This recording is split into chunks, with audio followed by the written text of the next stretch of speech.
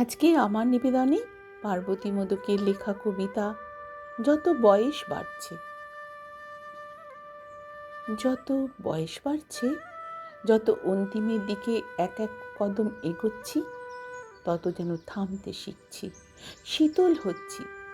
কিছুতেই ক্ষমা করা যায় না ভেবে যাদের প্রতি এক পৃথিবী ক্ষোভ ছিল, আজকাল মনে হয় ক্ষমা করে দিয়ে মুক্তি দেওয়াই মঙ্গল। যাদের জন্য এক রাশ ঘৃণা ছাড়া আর কোনো ফিলিংস জন্মায়নি কোনো দিন, তাদের করুণাটুকু দেখাতে আর ইচ্ছে করে না। এই তো সেদিন যার সঙ্গে ছেলে মানুষই অভিমানী ঝগড়াঝাটি করলাম, তুমুল কথা কাটাকাটি হলো, হঠাৎ তার স্বপ্ন দেখলাম ভোরবেলায়। আচ্ছা, সব অভিমান অভিযোগ অনুযোগ দূরে, অনেক দূরে সরিয়ে রেখে যদি সাহস করে তাকে বলি, তোমাকে স্বপ্নে দেখেছি, মিস করেছি, বলেই হয়তো স্বপ্নে এসেছো, সে কি অপমান করে ফিরিয়ে দেওয়ার স্পর্ধা দেখাবে?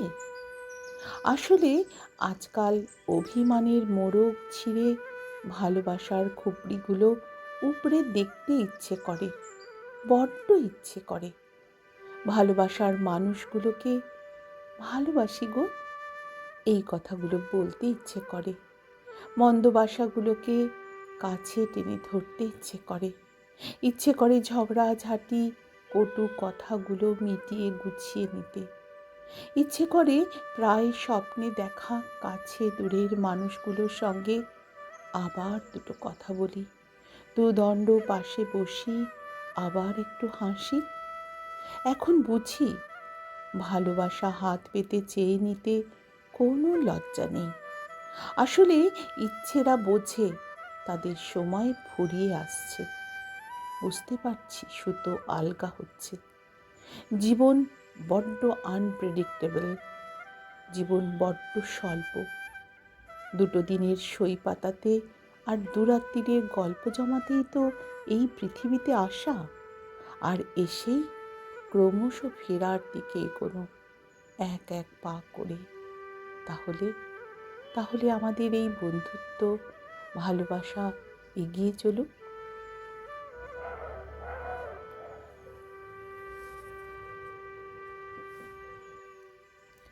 আজকের এই প্রগতিশীল সময়ে দাঁড়িয়েও আমরা কিছু কিছু সংকীর্ণতা দেখতে পাই সমাজের রন্ধ্রে রন্ধ্রে, যেটা শিকড় এখনো আমরা উপড়ে ফেলতে পারিনি সম্পূর্ণভাবে।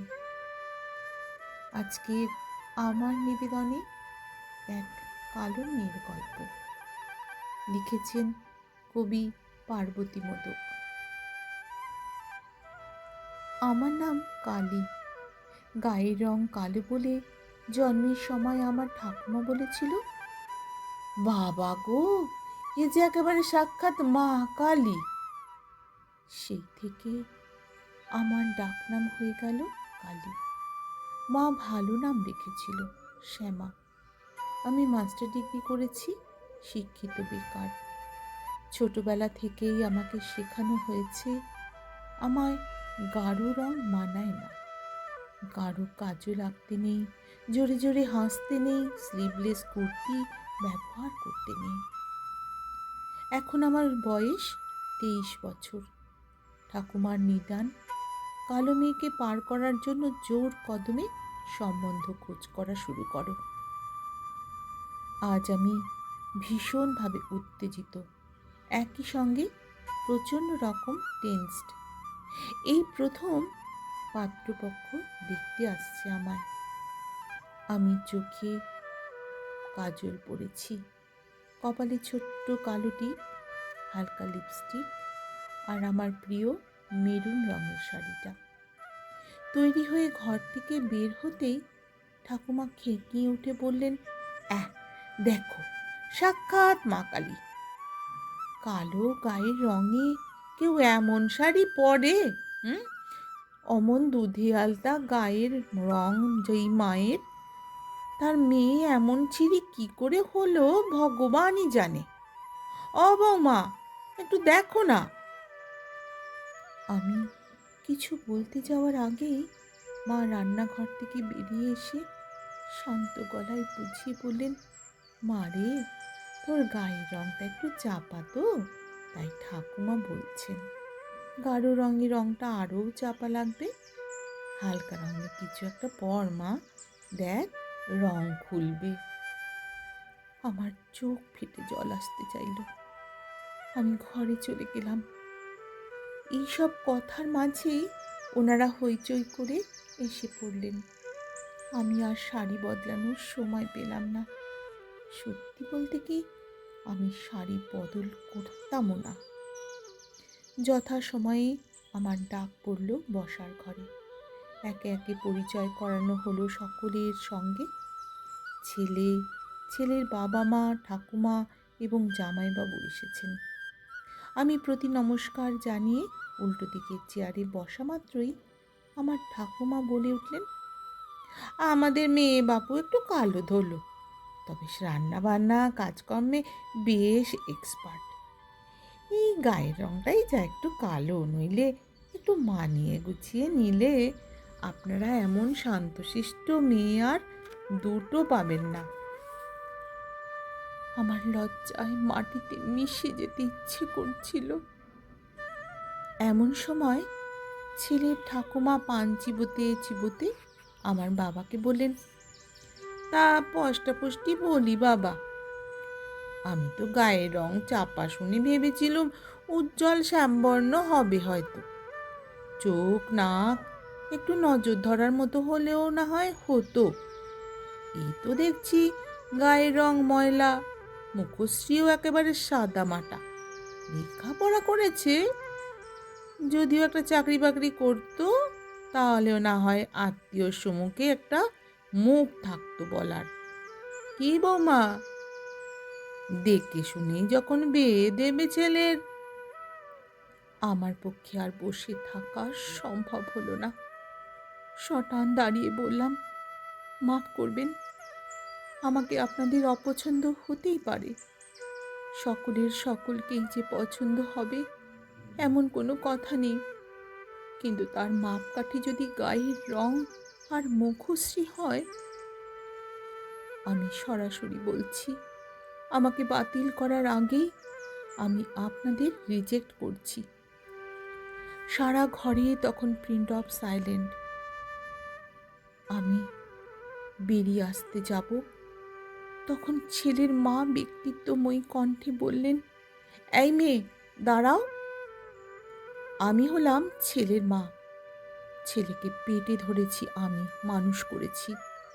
আমারও তো একটা মতামতের দাম আছে নাকি? তারপর তার শাশুড়ির দিকে ফিরে বললেন, মা, বিয়ের সময় আপনি এবং বাবা আমার কালো গায়ের রং নিয়ে যথেষ্ট হেনস্থা করেছেন। আমার বাবাকে প্রচুর টাকা গয়না যৌতুক নিয়েছেন এটাকে ইস্যু করে। সারা জীবন আমাকে ছোট করেছেন লোক সমক্ষে। আমি মুখ চোরা ছিলাম, কিছু বলতে পারিনি। কিন্তু আমার ছেলের জন্য আমার এমন প্রতিবাদী মা কালী দরকার। আমি জানি আমার ছেলের অমত হবে না। আর আপনি তো রোজ সন্ধ্যায় ভক্তি ভরে গান করেন, শ্যামা আমার কালো। তা এই শ্যামাতে এত আপত্তি কিসের শুনি? সবচেয়ে বড় কথা, আপনার নাতিও যথেষ্ট কালো। শুনে আমার ঠাকুমা বললেন, ও তো ব্যাটা ছেলে, সোনার আংটি আবার ব্যাটা। কি জানি বাপু, এত আদিক্ষেতা, বিয়ের পর বজায় থাকলেই ভালো। এমন সময় নীরবতা ভেঙে স্বয়ং পাত্র বলে উঠলেন, আরে থাকবে ঠাকুমা, থাকবে, সারা জীবন আদিক্ষেতা বজায় থাকবে। কি জানেন, আপনার নাতনিকে কলেজ যাওয়ার পথে রোজ দেখতাম। ওই কোমর ছাড়ানো এক পিঠ চুল আর বুদ্ধিদীপ্ত চোখ দুটো ছাড়া আর কাউকেই মনে ধরল না যে। সময় পাল্টেছে, রুচিগুলো বদলাতে হবে তো। জং ধরে গেল যে আদ্যিকালের ভাবনায়। দিন না আপনার নাতনিকে আমার হাতে তুলে। রং যদিও বেজায় কালো, আমি কিন্তু পাত্র ভালো। সবাই হো হো করে হেসে উঠল। সেই হাসিতে আমিও যোগদান করলাম। আজকের আমার নিবেদন যদি তোমাদের ভালো লাগে বন্ধুরা, তাহলে তোমাদের একটি অমূল্য ভালোবাসা রেখে যেও আমার নিবেদনের পাশে। অসংখ্য অসংখ্য ধন্যবাদ তোমাদের।